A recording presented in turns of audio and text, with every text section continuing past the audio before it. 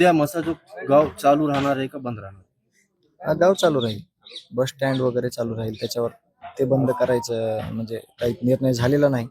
कारण अन्नत्याग आंदोलन करताना इथं जेवढी व्यवस्था आहे बसायची तेवढे याच लोक इथं ठिकाणी बसतील होणार याच आहे. ठिकाणी. खरं तर 4 दिवस झालेत या संपूर्ण तुम्ही बैठक घेतली होती, मात्र सरकारकडनं काही हालचाली झाल्यात का? कुठलं शिष्टमंडळ नाही. तुमच्या भेटीला नाही. मुंबई सविस्तर शिष्टमंडळ काय आलंय नाही नाही कुठलंही शिष्टमंडळ नाही किंवा कुठलंही काही त्याच्यात पुढं कुणाचा निरोप नाही आलेला. या प्रकरणाकडे गृह विभाग गांभीर्याने पाहत नाही असं म्हणता येईल का? नाही तसं नाही मानता येणार.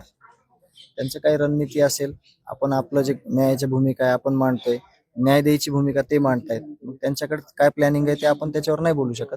आपण आपल्या प्लॅनिंगवर बोलू शकतो की आपण उद्या अन्नत्याग आंदोलन करतोय गावकरी आणि मी, त्यावर आपण बोलू. त्यांना जे काही त्यांचं नियोजन आहे ते समोर येईल. त्यांचं जी काही माहिती आहे त्यांच्याकडे जे काही त्यांना यावर जे काही मार्ग काढलाय किंवा यावर काही त्यांनी सोल्युशन काढलंय ते आपल्याला येणाऱ्या काळामध्ये 1-2 दिवसात दिसेल. एसपीनी आपल्याला बोलले आहे, जर एसपीनी गावकऱ्यांची किंवा तुमची समजूत काढली तर उद्याचं आंदोलन हे स्थगित होऊ शकतं. गावकरी ठरवतील ते.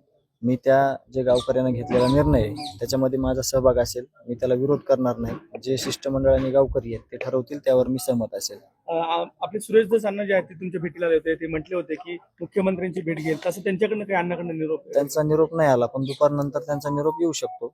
आला तर आम्हाला ते पण एक लक्षात येईल की काय ते मुख्यमंत्री साहेबांचं काय म्हणणं आहे किंवा त्यांना काय माहिती दिलेली आहे सगळी इथल्या प्रशासनानं किंवा इथल्या ज्या समित्या आहेत त्यांनी, त्यावरती बोलतील आम्हाला. बीड एसपी ला काय मुंबईहून आदेश आलेत किंवा काही माहिती भेटली म्हणून तुम्हाला बोलले? आम्हाला अधिकृतरित्या ती माहिती नाहीये. तिथे गेल्यानंतर आम्हाला त्यांच्याकडून जे त्यांनी बोलवलंय त्यावर आम्ही जातोय. आम्हाला त्यांना कुणी काय सांगितलंय यावर आम्हाला कुठली hair, skin, obesity, infertility, thyroid या विविध विकारांनी त्रस्त आहात? हडपसरमध्ये रिव्हाइव्ह होमिओ केअर मध्ये संपर्क साधा आणि खात्रीपूर्वक इलाज करून घ्या. नामांकित होमिओपॅथी तज्ञ डॉक्टर निरंजन रेवडकर यांच्याशी संपर्क करा.